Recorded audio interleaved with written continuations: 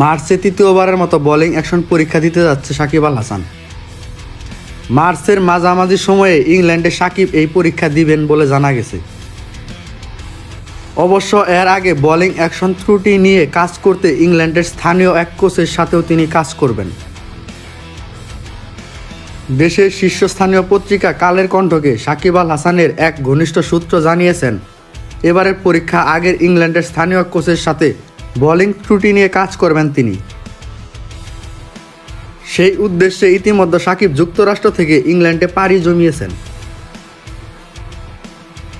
এর আগে গত বছর বার্মিংহামে লাভবোরে ইউনিভার্সিটির পর চেন্নাইয়ে পরীক্ষা দিয়েও দুবারই পাশ করতে ব্যর্থ হয়েছেন সাকিব আল হাসান। তবে দুইবার ব্যর্থ হলেও এবার বোলিং অ্যাকশন শুধরে নেওয়ার ব্যাপারে বেশ আশাবাদী সাকিব।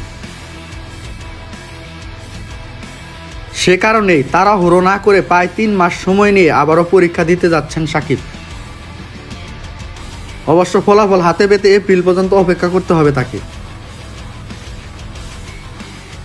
গেল বছর সেপ্টেম্বরে সারের হয়ে একটি কাউন্টি ম্যাচ খেলেছিলেন সাকিব। সেই ম্যাচে 2 ইনিংসে 63 ওভার বোলিং করে 9 উইকেট তুলে নিয়েছিলেন সাকিব।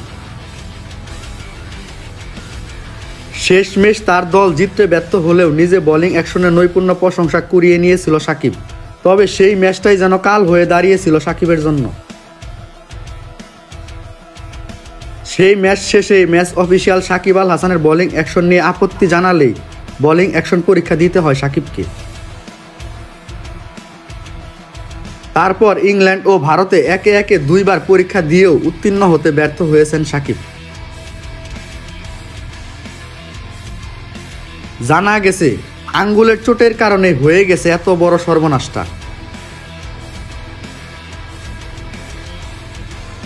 2 বারের ব্যর্থতায় সাকিব এবার ইংল্যান্ডের স্থানীয় কোচের সাথে বোলিং ত্রুটি নিয়ে কাজ করে মার্চে তৃতীয়বারের মতো বোলিং অ্যাকশন পরীক্ষা দিবেন। উল্লেখ্য, এর আগে দীর্ঘ 18 বছরের ক্যারিয়ারে এর আগে আন্তর্জাতিক কিংবা ঘরোয়া ক্রিকেটে সাকিব আল হাসানের বোলিং অ্যাকশন নিয়ে কখনোই প্রশ্ন তোলা হয় নাই।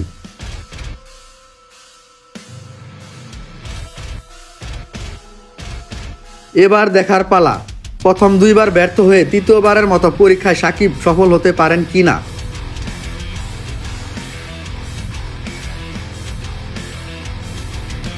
শুধু সাকিবই নন, বল হাতে যে তার ফেরার অপেক্ষায় রয়েছে তার কোটি ভক্ত।